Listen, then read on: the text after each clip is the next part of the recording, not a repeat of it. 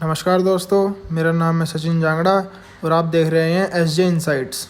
आज मैं आपको बताऊंगा कि सैमसंग की जो SSD आती है 970 EVO प्लस M2 प्लेटफॉर्म पे, तो वो कैसे परफॉर्म करती है कंप्यूटर के अंदर। तो चलिए तैयार हो जाइए जानने के लिए। ये जो SSD है, आप इसको अपने कंप्यूटर में या लैपटॉप में बड़ी आसानी से लगा सकते हैं। बस आपके लिए एक स्लॉट होना चाहिए। अब जैसे ये मेरा लैपटॉप है, इसमें आप देख सकते हैं कि SSD का स्लॉट आपको इधर फ़ैन के नीचे आपको SSD का स्लॉट मिला हुआ है। तो मेरे में M.2 की SSD सपोर्ट करती है, 2280 हो या फिर जो 2280 जो इसमें होता है, ये उसका साइज़ होता है कि 22 mm की आपकी जो चौड़ाई होगी वो, और 80 mm की आपकी जो लंबाई होगी। ये आपको अपनी मैनुअल के अंदर मिल जाएगा कि आपकी कौन सी साइज़ की सपोर्ट करेगी SSD। कोई SSD छोटी होती है, कोई बड़ी होती है। काफ़ी टाइप की जो NVMe और M2 के प्लेटफॉर्म पे काफ़ी SSD आती हैं, तो थोड़ी छोटी और बड़ी भी होती हैं। तो उसमें कोई दिक्कत नहीं है, बस आपका स्लॉट जो है वो M2 प्लेटफॉर्म पे होना चाहिए, बस वही सबसे मेन है। तो SSD जो है, अगर आपकी SSD मदरबोर्ड से डायरेक्ट अगर जुड़ी हुई है तो आपकी SSD ज़्यादा आपको स्पीड प्रोवाइड करेगी, क्योंकि उसमें कोई केबल का रोल नहीं है। डायरेक्ट आपके SSD लैपटॉप से जुड़ी हुई है, उसे कहते हैं हम M2 स्लॉट्स। जो आजकल NVMe के जो आती हैं, वो SSD डायरेक्ट आपकी जुड़ जाती है। और अगर आप हार्ड ड्राइव की जगह SSD यूज़ कर रहे हैं तो उसके अंदर आपका स्पीड का थोड़ा सा मतलब आपको लॉस हो सकता है। तो दो टाइप की SSD आती हैं, M2 की और जो SATA SSD आती है। तो SATA SSD जो होती है वो आपकी ज़्यादा से ज़्यादा 500 या 600 Mbps तक ही स्पीड सपोर्ट कर पाती हैं। लेकिन M2 जो SSD होती हैं M2 के प्लेटफॉर्म पे, जो डायरेक्ट CPU के या लैपटॉप के मदरबोर्ड से अटैच हो जाती हैं, वो SSD आपको 2 या 3 GB की स्पीड भी प्रोवाइड कर सकती है। अब ये सैमसंग की 970 EVO प्लस जो SSD मैंने ली है 250 GB की, ये आप देख सकते हैं। तो ये मैंने SSD परचेज़ करी थी 4000 रुपीज़ की अमेज़ोन से। तो इसकी मैं आपको स्पीड दिखा देता हूँ। इसकी जो स्पीड है वो है ये, अब आपकी स्क्रीन पे आ रहा है, वो है ये। अब मैंने इधर 1 GB जो है इसको सेलेक्ट कर लेते हैं, यहाँ पे 1, और ये C ड्राइव में मेरी SSD है। D और E में मेरी जो नॉर्मल हार्ड ड्राइव है वही है 2 GB की, 2 TB की, सॉरी।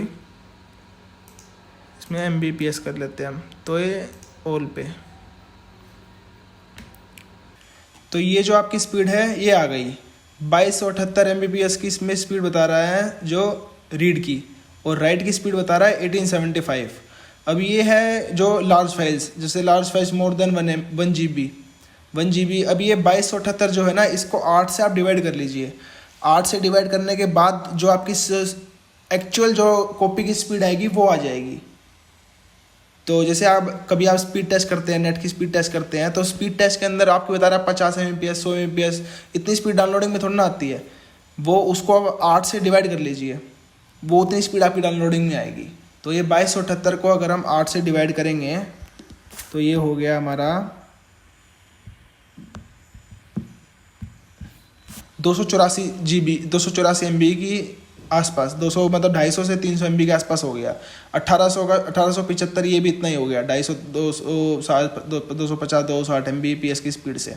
ठीक है, अब इसका मैं आपको एक सैम्पल दिखाता हूँ कॉपी करने के, जो जिसके अंदर मैं एक फ़ोल्डर कॉपी करूँगा वो कितनी स्पीड से कॉपी हो रहा है वो देखिए। अब जैसे मैं आपको दिखाता हूँ कि एक फ़ोल्डर जो है वो कितनी देर में कॉपी हो रहा है। अब जैसे ये मेरा एक फ़ोल्डर है, इस फोल्डर का साइज़ है 14 GB। अब मैं इसको करता हूँ यहाँ से कॉपी। ये मैंने कॉपी किया C में, मैंने इसको, क्योंकि मेरी हार्ड ड्राइव जो मेरी SSD है वो C में डली हुई है। बाकी जो है ये D और E, ये है मेरी हार्ड ड्राइव जो HDD होती है, और ये है मेरी SSD।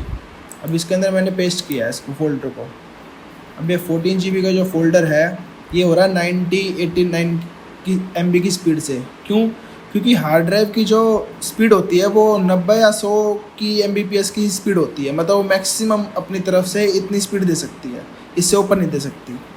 तो वहाँ से तो वो 90-100 दे सकती है, लेकिन जो SSD है वो जो राइट है वो कर सकती है 2 GB पर सेकंड की स्पीड से। तो उसके पास तो फुल पोटेंशियल है, फुल पावर है, लेकिन इसके पास इतनी पावर नहीं है हार्ड ड्राइव के अंदर। तो देख सकते हैं आप, ये 90-100 इसी स्पीड से कॉपी करता रहेगा। अब जैसे ये फ़ोल्डर जो है था वो इसमें कॉपी हो गया था। अब इस फोल्डर को, ये फ़ोल्डर है मेरा C ड्राइव के अंदर, SSD के अंदर। अब इस फोल्डर को मैं यहाँ से कॉपी करता हूँ और SSD के अंदर ही मैं जैसे इस फोल्डर में जाके विंडोज़ के एक नया मतलब एक काम करते हैं, ये इस पे जाते हैं, यहाँ मैंने फ़ोल्डर बनाया और इसको कॉपी किया। तो ये देख सकते हैं, अगर वहाँ से फ़ोल्डर कॉपी करने के बाद इसकी जो स्पीड है वो है 347 MB की, क्योंकि इसमें फ़ाइल्स बहुत ज़्यादा हैं। अगर कोई बड़ी फ़ाइल होगी तो वो, मतलब अगर कोई ज़्यादा GB की फ़ाइल होगी तो वो जल्दी कॉपी हो जाएगी। तो इस हिसाब से वो स्पीड करेगा। 280-270 MBPS की स्पीड इसमें आ रही है। अब देखो, फाइल नंबर 7 जो है वो काफ़ी GB की थी, तो वो 280-300 MBPS की स्पीड से कर रहा है कॉपी। एक फ़ाइल थी वो 5-6 GB की, तो ये उसको कॉपी कर रहा है इस स्पीड से।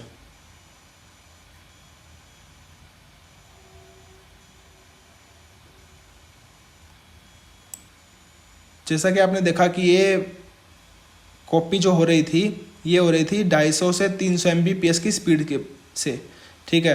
तो ये इतनी ही 1875 को अगर हम 8 से डिवाइड करेंगे तो ये आ गया हमारा 234। फिर भी थोड़ी सी ज़्यादा स्पीड से वो कॉपी कर रहा है। और जो सबसे आखिरी में आप देख रहे हैं 40 और 119, ये होता है, ये जैसे आपकी जो एक फ़ोल्डर आपका 1 GB का, उसके अंदर फाइल्स है आपकी 1 लाख, कोई 5 KB की फ़ाइल, कोई 10 KB की, 20 KB, 50 KB, 100 KB। तो ये जो मतलब काफ़ी लार्ज नंबर ऑफ फाइल होती है ना, ये थोड़ी कम स्पीड से कॉपी हो पाती हैं, क्योंकि पहले वो एक कॉपी करेगा, फिर दूसरी, फिर तीसरी, तो प्रोसेसिंग थोड़ी कम हो जाती है, स्लो हो जाती है। बड़ी हैवी फाइल्स होगी तो उसे एक ही फाइल कॉपी करनी पड़ेगी, ठीक है, तो वो एक ही फाइल आराम से कॉपी कर लेगा। लेकिन अब अगर बहुत सारी फाइल्स होंगी तो हर फाइल के बाद एक हल्का सा वो जो टाइम होता है CPU लेता है दूसरी फाइल को कॉपी करने के लिए, वो एक टेक्निकल टर्म होती है वो, ठीक है। तो उसके हिसाब से थोड़ी सी आपकी स्पीड जो है वो कम हो जाएगी। SSD में जो है आपकी जो ऐप्स बूटिंग टाइम है वो बहुत ज़्यादा इम्प्रूव हो जाता है। लैपटॉप आपका जो है ओपन हो जाएगा 20 से 25 सेकंड में, 5 सेकंड में शटडाउन हो जाएगा टोटल। मतलब अगर आपने लैपटॉप चला रखा है और उसे रीस्टार्ट करते हैं आप, तो रीस्टार्ट की जो प्रक्रिया होगी वो टोटल ख़त्म हो जाएगी आपके 30 सेकंड के अंदर अंदर ही आपका लैपटॉप। अब कन्वेंशनल जो हार्ड डिस्क होती है SSD वगैरह, आप एक बार रीस्टार्ट कर दो, कम से कम वो 5 मिनट खा जाएगा आपकी, वो रीस्टार्ट होके नहीं देगा। पहले तो वो अपने आप को प्रिपेयर करेगा कि कैसे रीस्टार्ट करूँ उसके बाद वो रीस्टार्ट होगा, फिर वो जब दोबारा रिबूट होगा, ओपन होगा, तब उसके बाद वो 5 मिनट दोबारा चाहिए समझने के लिए कि क्या क्या मुझे करना है अब। तो इसमें आपकी जो स्पीड है काफ़ी बूटअप हो जाती है। अब जैसे आप ये देख सकते हैं कि ये मेरा लैपटॉप है, तो ये स्टार्ट रीस्टार्ट कितनी देर में होता है, ये मैंने रीस्टार्ट पे क्लिक किया।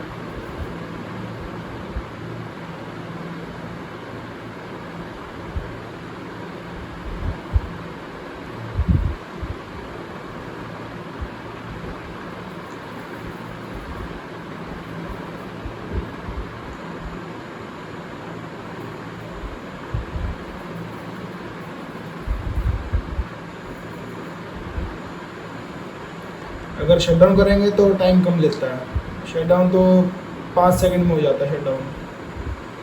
रीस्टार्ट में पूरा सब कुछ वो दोबारा से जो हार्ड ड्राइव होती है वो दोबारा चलती है, मतलब इसमें प्रोसेसिंग में थोड़ा टाइम लग जाता है। जैसे ओपन हो चुका है, ये मैंने इसका फिंगरप्रिंट लगा दिया, ये ओपन हो गया लैपटॉप। लैपटॉप ओपन होते ही आप है ना फटाफट कुछ भी खोल सकते हैं। ये क्रोम खुल गया, ये मैंने डाल दिया गूगल, ये देखिए फटाफट तुरंत एकदम,